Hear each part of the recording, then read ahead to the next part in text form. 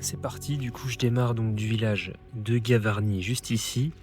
Je vais aller jusqu'au plateau de Bellevue et redescendre par l'hôtellerie du cirque ici jusqu'à la Grande Cascade, donc le cirque de Gavarnie au niveau de la frontière espagnole. Il y en a à peu près pour 2h30 aller et 1h30 retour, ça va être très sympa. Let's go!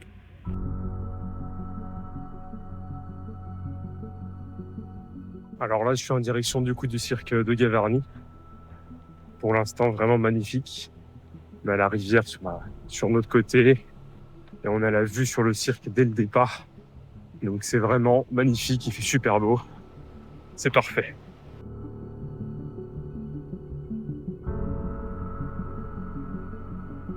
On a la rivière sur la droite, le chemin qui va vers la cascade et la forêt derrière.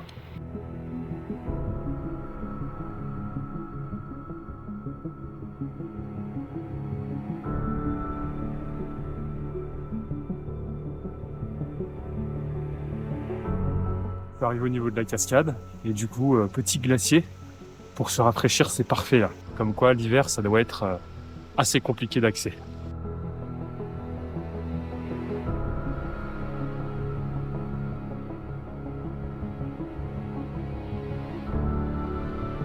Je me pose 2 petites minutes, je suis juste au niveau du cirque de Gavarnie du coup avec la cascade derrière moi.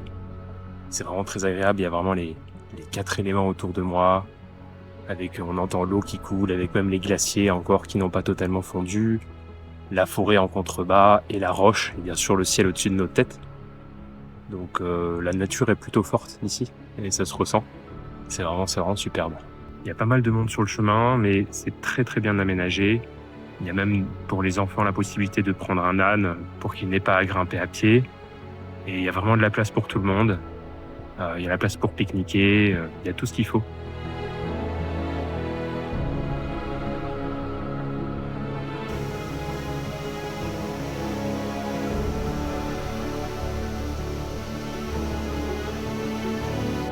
Bon, la dernière partie était vraiment pas facile parce que là, c'est vraiment trempé. Du coup, c'est bon, je suis au pied de la cascade. Je suis arrivé par le chemin du bas. Et l'objectif du retour, c'est de repartir par en haut, sur le point de vue. Allez, let's go!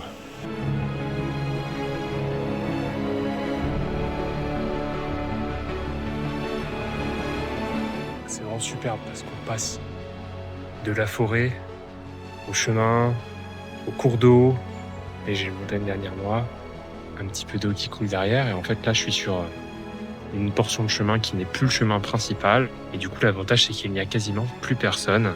Ça c'est génial quand on fait de la rando, dès qu'on s'éloigne un petit peu du chemin principal, et ben on est quasiment tout seul. Allez, c'est reparti.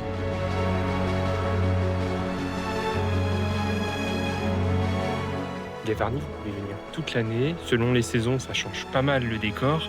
Là, on est en plein été.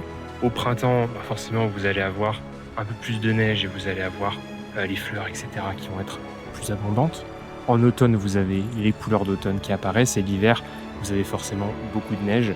Par contre, beaucoup plus difficile de pratiquer l'hiver. Il faut forcément, je pense, des raquettes ou des choses comme ça et peut-être être aussi accompagné d'un guide. Voilà.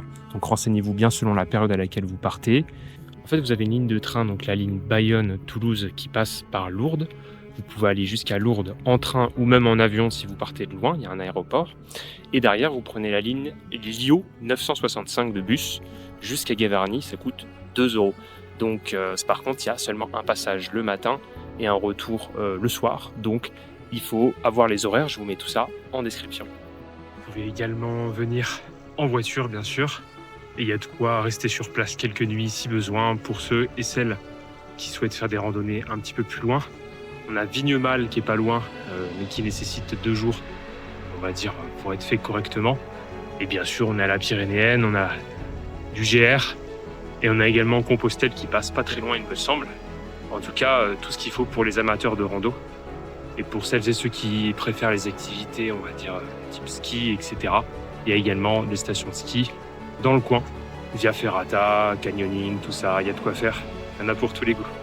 Pour des personnes qui veulent pas trop se prendre la tête, au départ de Lourdes, vous avez donc Get Your Guide qui organise des expéditions à la journée, donc en fait il vous suffit de réserver à la journée. Vous avez un guide qui vous fait le transport et qui vous aide voilà, à faire la rando. Donc je vous mettrai également le lien en description. Si vous voyez derrière en fait le mur de pierre au fond, c'est l'Espagne. Allez, c'est reparti. Moi, je file par là.